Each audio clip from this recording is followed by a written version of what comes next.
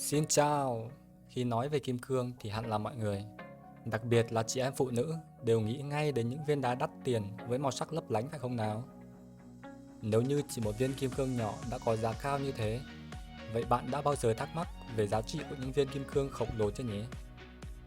Và trong sản phẩm đầu tiên, Navi sẽ nói về những sự thật thú vị xoay quanh viên kim cương thô lớn nhất thế giới nha. Ngược dòng thời gian, câu chuyện của chúng ta ngày hôm nay bắt đầu từ đất nước Nam Phi xa xôi. Vùng đất nằm ở phần mũi phía nam của lục địa đen và được mệnh danh là xứ sở của kim cương, với tổng cộng 6 khu mỏ tạo nên trữ lượng kim cương đứng thứ 5 thế giới.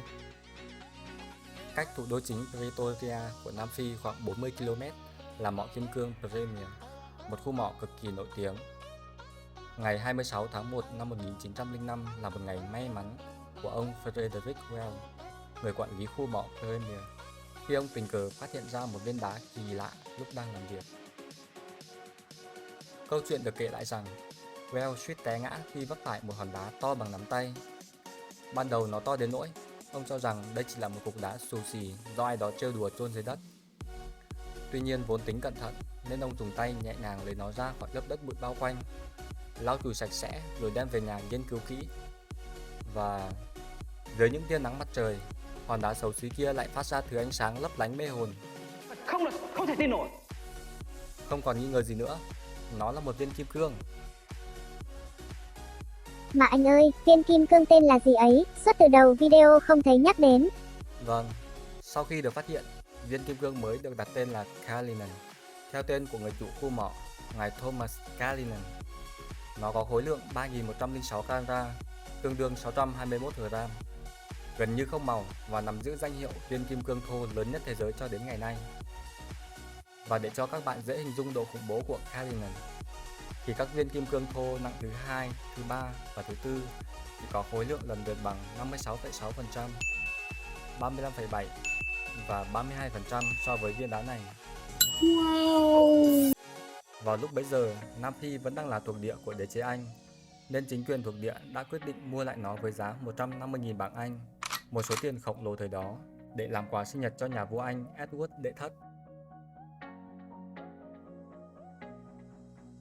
Quá trình vận chuyển viên kim cương từ Nam Phi đến Anh vượt hơn 13.000 km đường biển cũng không hề đơn giản. Do giá trị quá lớn của Cullinan, người ta đã sử dụng một chiếc tàu thủy cùng với rất nhiều lính đứng canh cả ngày lẫn đêm để bảo vệ. Rất may là trong cả tháng trời lênh đênh trên biển đã không có vụ tấn công nào xảy ra, mà kể cả có bị cướp thì cũng không sao cả. Bởi vì viên kim cương được bảo vệ trên tàu là giả, còn khối kim cương thật sự lại được gửi đến London qua đường bưu điện như một kiện hàng bình thường, và đến phòng thư cung điện Buckingham một tháng sau đó. Ngày 9 tháng 11 năm 1907, gần 3 năm từ khi được phát hiện, viên kim cương khổng lồ đã đến tay nhà vua Edward đệ thất. Ông đã say mê từ lần đầu tiên nhìn thấy và tuyên bố: Viên kim cương tuyệt vời này sẽ được lưu giữ và bảo quản cẩn thận như những bảo vật khác của hoàng gia. Với sự xuất hiện của viên kim cương tự nhiên lớn nhất thời bấy giờ và tính cho đến nay, thì việc gia công nó thành các tác phẩm hoàn mỹ thực sự là một bài toán khó cho người thợ kim hoàn. Bên trong viên kim cương có những vết nứt, cho nên không thể mài giũa nó thành một viên lớn duy nhất được, mà bắt buộc phải chia ra thành nhiều viên nhỏ hơn. Người thợ kim hoàn phải nghiên cứu tìm ra một điểm đặc biệt trên bề mặt hòn đá, sao cho từ điểm đó có thể nhìn sâu vào bên trong và cắt quyết định để nó vỡ ra theo những đường nứt đã có từ trước. Ngay sau khi cập bến nước Anh, viên Cullinan được đưa tới xưởng chế tác kim cương của nghệ nhân điêu luyện nhất thời bấy giờ, ông Joseph Asher, người đứng đầu công ty kim cương Asher tại Hà Lan. Công nghệ những năm đầu thế kỷ 20 còn khá thô sơ và việc cắt gọt kim cương rất kỳ công, chỉ một sai sót nhỏ sẽ phá hủy mọi thứ. Nhận thức rõ được trọng trách nặng nề đặt trên vai, Asher đã mất gần 6 tháng nghiên cứu mọi góc cạnh của viên đá để tính toán phương án tối ưu nhất.